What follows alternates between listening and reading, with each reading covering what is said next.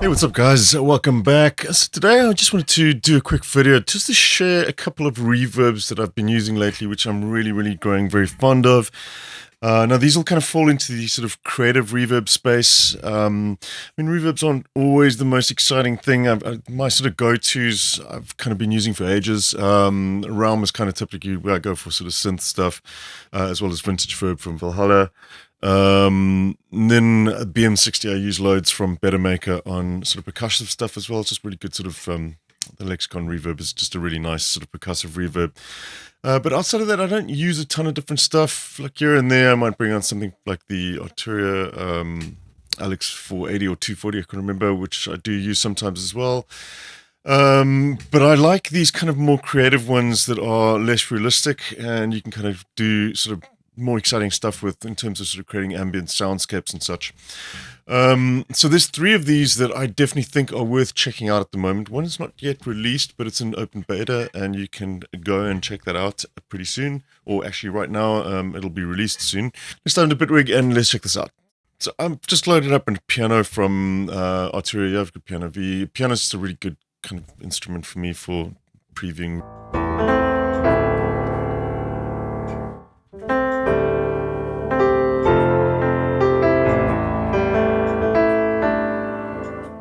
Cool, let's check these out. So this is just going to be a little exploration. I might go into more in-depth reviews of these at some point.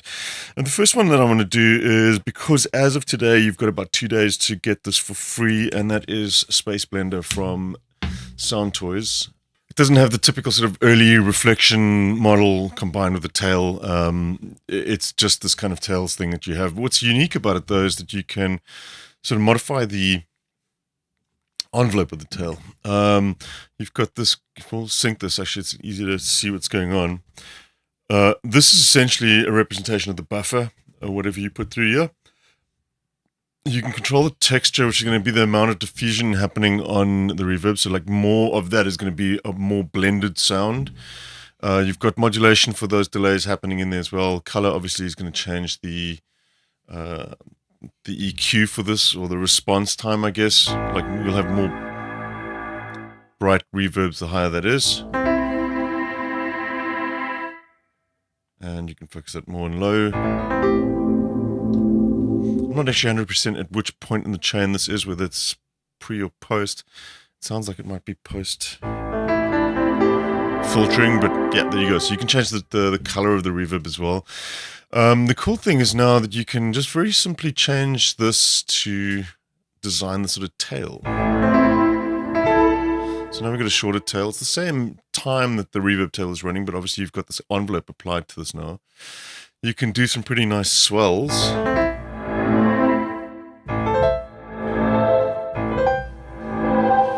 You can even get sort of Doppler effects with this if you're working with the time and shifting it or automating this. You can get some pretty weird pitch effects. I'm going to set this to warp.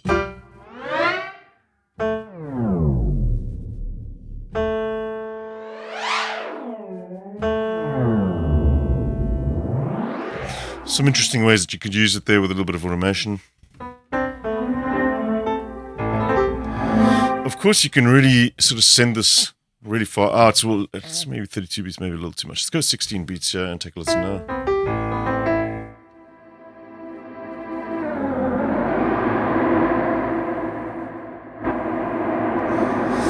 What's amazing about this is that it actually updates in real time. So you can do some pretty experimental stuff with this as well. If you are in Bitwig, for example, you can modify the actual tail settings while they're happening.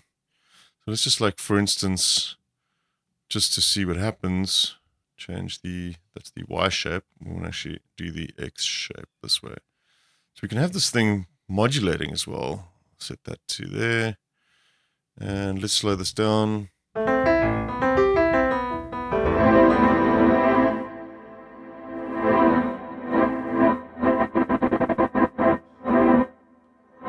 That's pretty cool. Let's bring up the Y shape here so we get kind of more consistent tail here. So now we've got kind of swells that are going to happen, but also consistent reverb.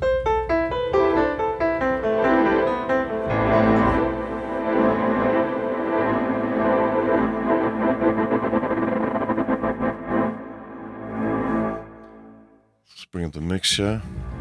And of course you can freeze.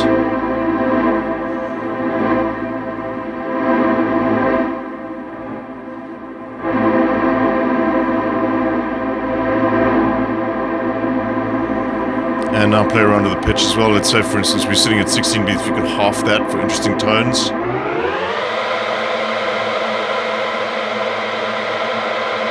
Or double that.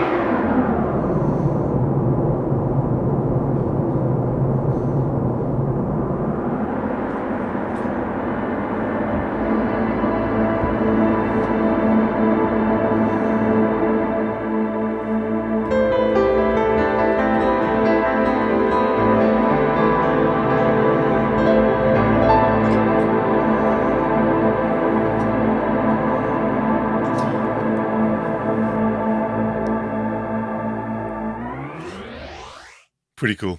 Yeah, so if you use your imagination with this one, you can get some really out there effects, and it's pretty simple. And of course, like I said, it's free. So go grab that before the 22nd of May. You can get this from Soundtoys. Let's move on to the next one. So we'll take a look at, I mentioned one that was in beta, and this is Vela from Sonic Academy. It's this another super interesting reverb, which can be more traditional, but you can do some pretty out there stuff with this too.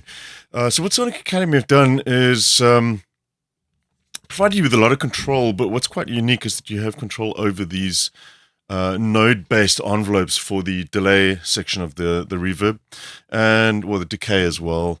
So let's just take a listen at what it sounds like first with some of the more sort of traditional stuff. What they actually do is they blend IR responses with the tail section. So the pre-delay is essentially impulse responses.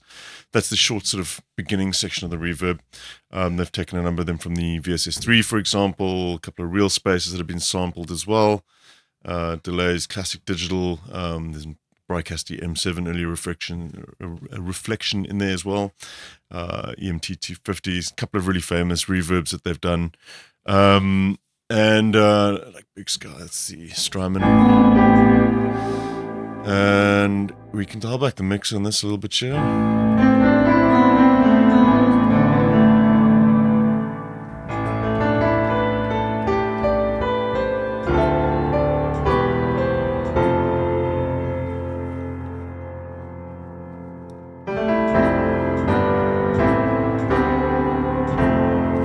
So it's like a more typical reverb, this, when you're modeling the sort of early reflections, and then it kind of gets into the tail section, which you have control over the late reverb. Yeah, you can even turn that off completely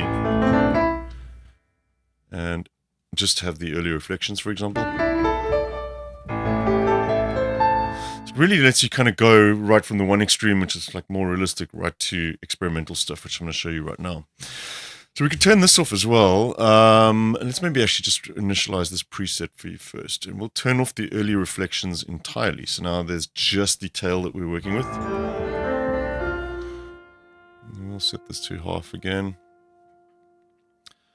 You have some modulation controls down at the bottom. You can turn the mod channels. You've actually got up to 8 of them here, so you can get really lush tails happening with this, as well as some controls of the input width and so forth. We'll go to the mod speed. That's already giving us some nice, really chorused tail.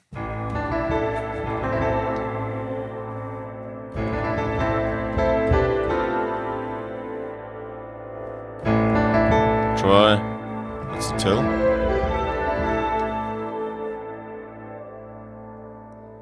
Okay, so we've got diffusion settings here for the late. We're actually on that one, so we can even increase the diffusion for that. Stereo width. Let's get into this section here, because this is where things get interesting. So you can change the decay time here. So you've got an overall decay, which is going to give you sort of total length of time. So very much the same way that you have, it works slightly differently, but it's kind of the same as what you're doing with Space Blender. You've got the total time here, which is, so let's go with like an 8-second reverb here. But in the beginning of this tail, you're going to have everything down at negative 60 dBs. And you're going to get this really nice swell occurring now.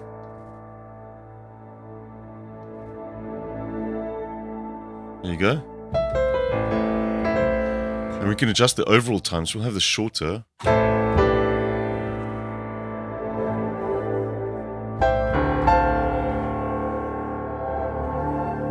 There you go. Increase the level slightly.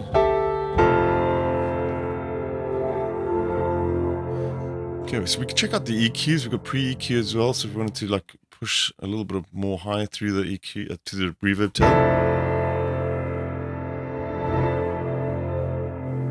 Do the post EQ as well.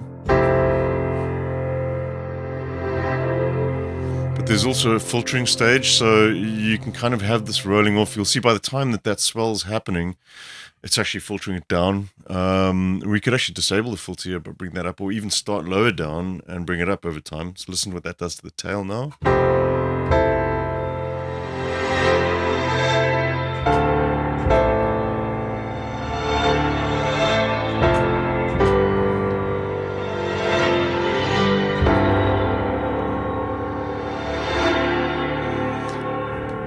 That's pretty cool. There's some really interesting stuff that you could do with that. I mean, and it doesn't have to be 2 nodes. You could go to pretty extreme lengths with something like this, and kind of, you know, if you've inclined to do sort of weird experimental stuff like this, you totally can.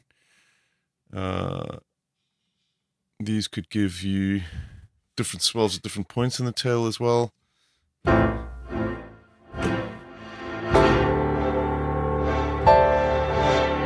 And obviously you can control this, so we can make that really short or long.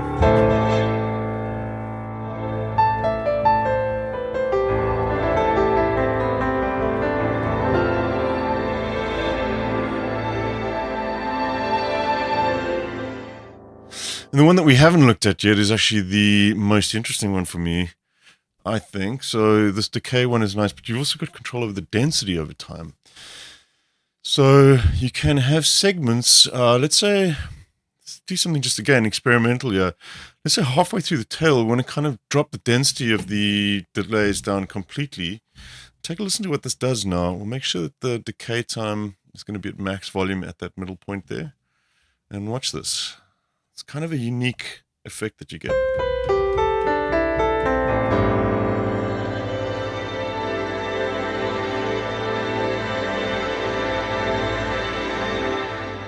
So let's do that again.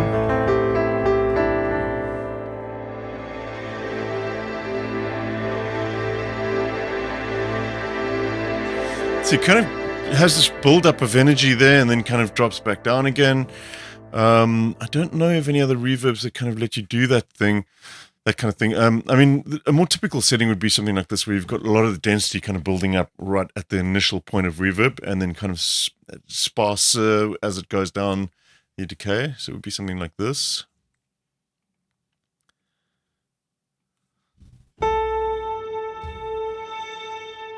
So like build up in the beginning there.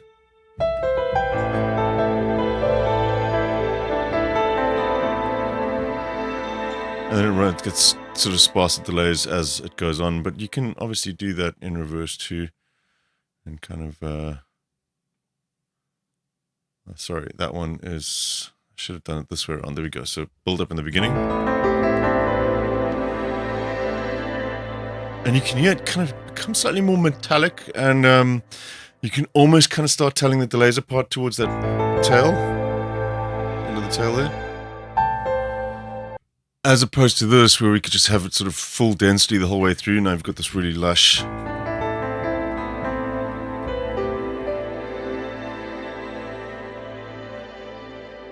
Diffuse sound. You can see we've still got this weird movement of the filter. Let's actually just open everything up here again. And you can get rid of those if you want. Quite nice that they do give you the option. It's nice to have the sort of visual.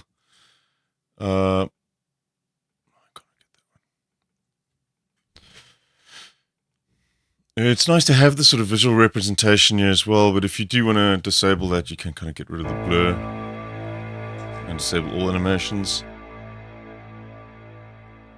But now we've got full density, no filtering, and the decay running off over time. And this is kind of what the reverb sounds like now.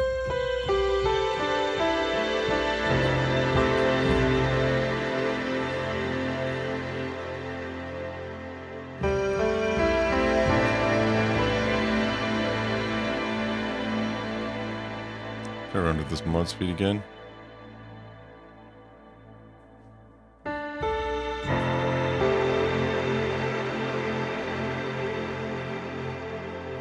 So for sort of ambient purposes,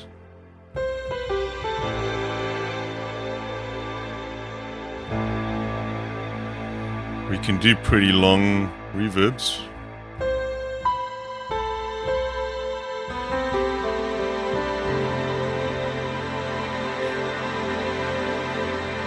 And let's introduce the early reflections again. Let's go with maybe one of the broadcasties. Bring that size up. And we can obviously add this to the filter too. And maybe adjust the pre-EQ.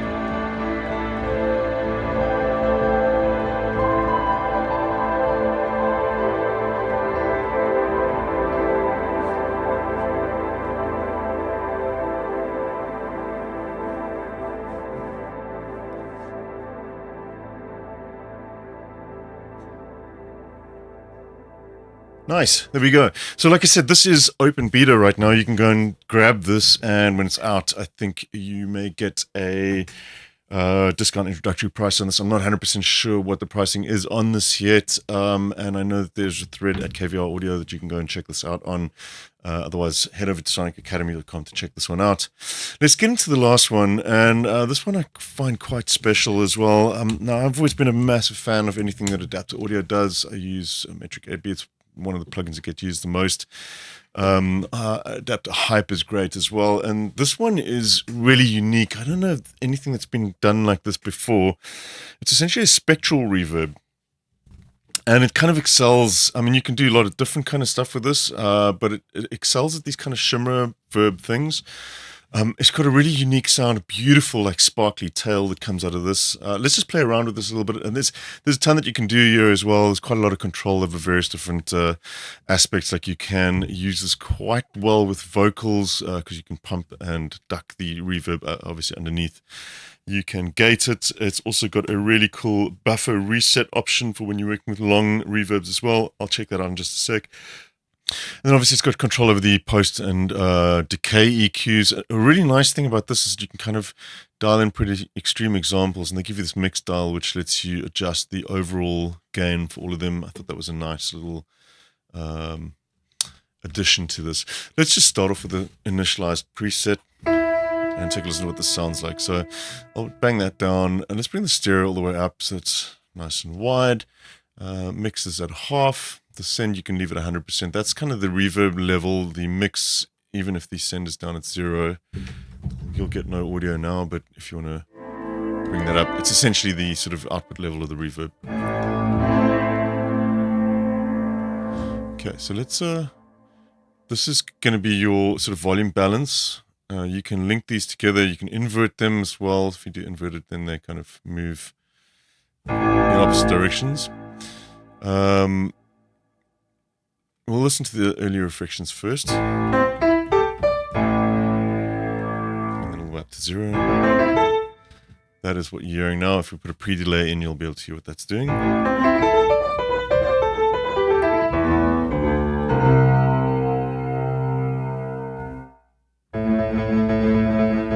See, that doesn't actually have anything to do with this. The post EQ, be able to apply. Actually, not either. It's, so the coloration is just for the tail as well. So let's take the early reflections out again. I think this is actually the early reflection shape. So let's maybe just quickly get this.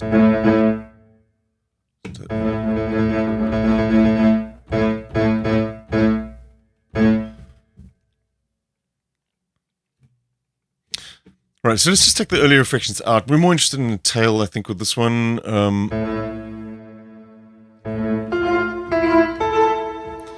So we've got shape controls over this.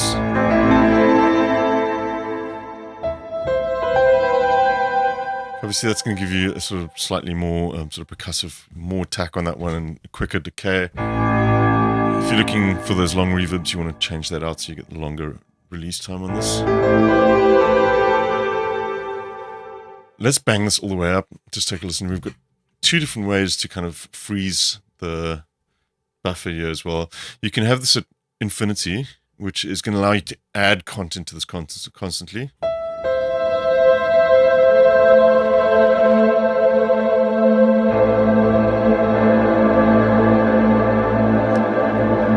If you freeze this now, the buffer will continue, but you're not adding additional content to that buffer. You can just keep this here now. Anything that you put through it now is actually going to be dry.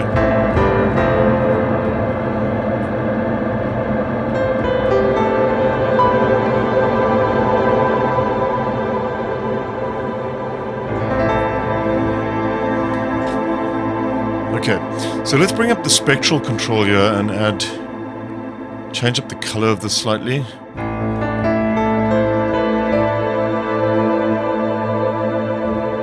Can you hear that?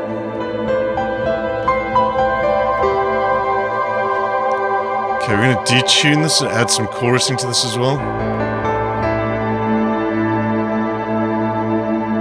And let's bring up the shimmer control as well.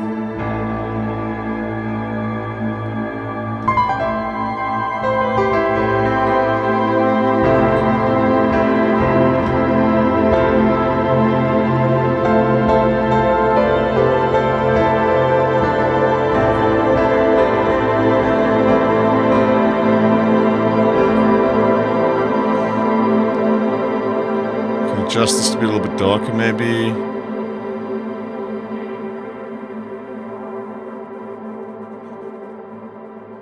And the decay, let's maybe just play around with some of these. Be nice to lose those completely. They don't always need such a detailed EQ, but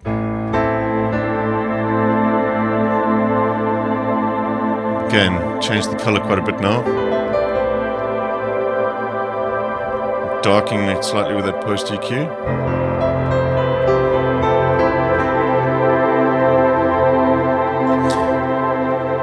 Nice. All right, so like I said, there's pumping and these mix tools. You can use this auto clear. What's cool with this, if you get into the sort of tweak section, you come down to this expert section here. You've kind of more controls over a lot of what we're looking at. You'll see, like, you've got these presets for ABC for the shimmer, for example. This would be loads of shimmer, like it says down at the bottom. Slow shimmer swell with a timbre change, but you can change that to sort of medium. And say no swell, no timbre change. We can try that out. And then obviously the amount that you're applying.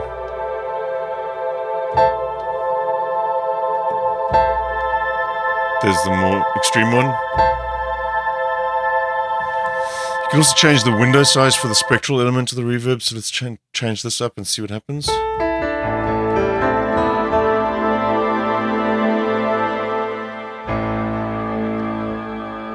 As opposed to a smaller window, for example.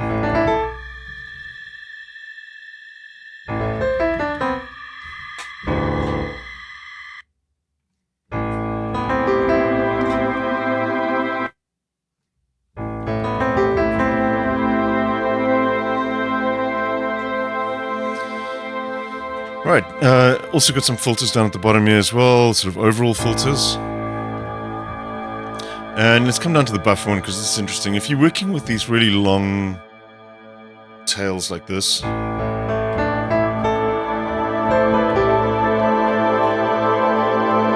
you've actually got options that you can reset that buffer and just flush it out and then start adding new content to that reverb again. This works really nicely when you've got stuff that needs to be intelligible in conjunction with the pump thing. For if you're using this with vocals, let's say, you can pump the vocals to have them sort of sit on top of the reverb, but you can also empty out the buffer so that you don't have sort of, especially when there's chord changes happening happening in a track, you don't have these sort of notes that are not compatible with each other, sort of running into the reverb and bleeding through. Unfiltered Audio did a similar reverb like this. However, I prefer the tone of this a lot more. Let's take a look at the ways that you can do this. What I'm going to do is just sort of sync this quickly and loop a section. And we're going to set this to 2 bars. So basically, when this loop resets, it's going to flush the buffer automatically and reset the reverb. So take a listen to what happens here. let's bring up the decay time.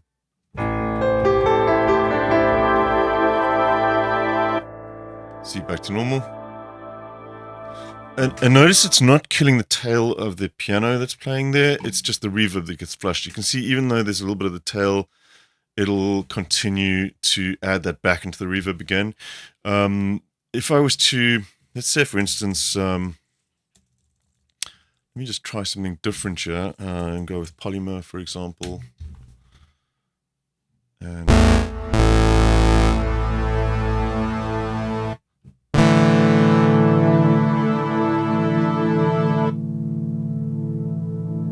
see, it's just going to continue to add that back into the reverb. It's just when it resets, it kind of comes back again. So there's no change happening to polymer at all.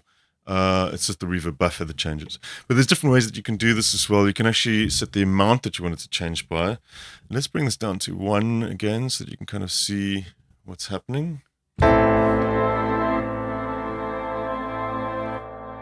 So this time around, the buffer reset's not as drastic. We can also add in a bit of a crossfade there, so it's not as sort of intelligible.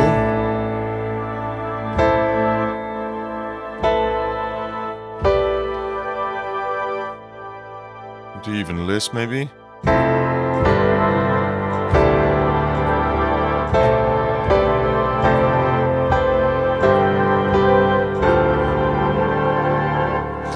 And you can, yeah, it's kind of, it's allowing us to kind of add in a lot of this reverb without it sort of bleeding into itself the whole time.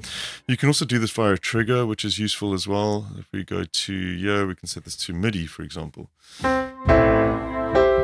We can even set a note range. So let me, what I could do is, there we go. Now, what is that? That's a C1. Okay, so we'll use C1 as my trigger. That's okay. Now just make this a little bit more obvious. We'll go with 100% here and 0 milliseconds. There you go.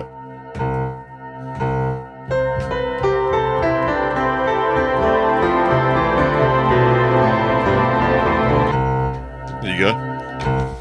So every time you hit that C1, it's resetting again.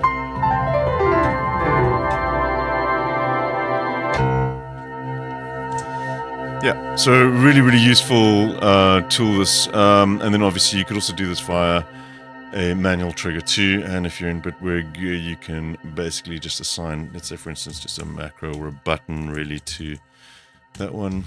And we could just say trigger, I guess, should do. Yeah, there we go.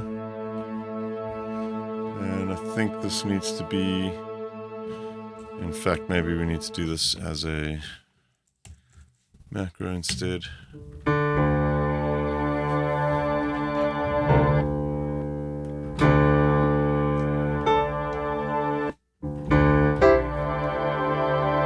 And you can do that manually instead. So like very specific parts of a track, you could cut that buffer out. Anyway, so yeah, so there's a ton that you could do here. The main thing with this one is just, there's something really special about the tone for me. I mean, anything that I put through this in terms of like sort of synth parts and stuff.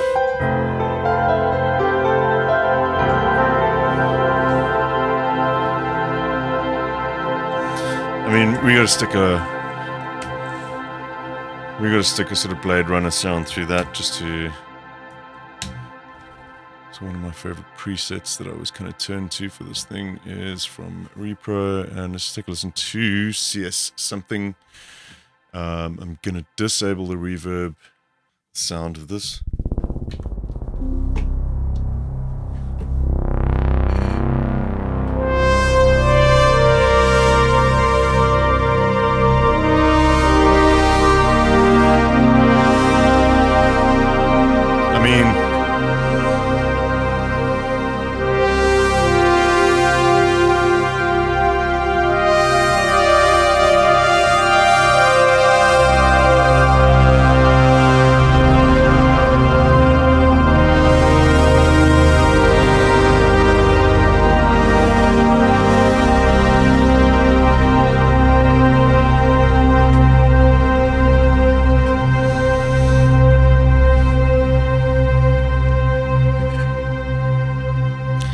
There you go.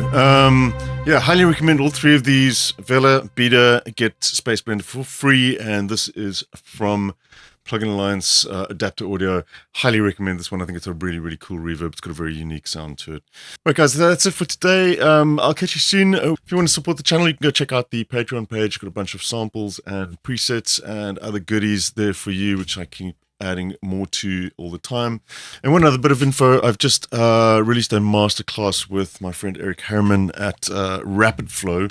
Go check out Rapid Flow, especially if you're an Ableton user. They do some pretty cool products, sort of templates, especially for live sets, mastering chains, that kind of thing. Different style to what I've done with Sonic Academy. It's quite a bit of interview content as well.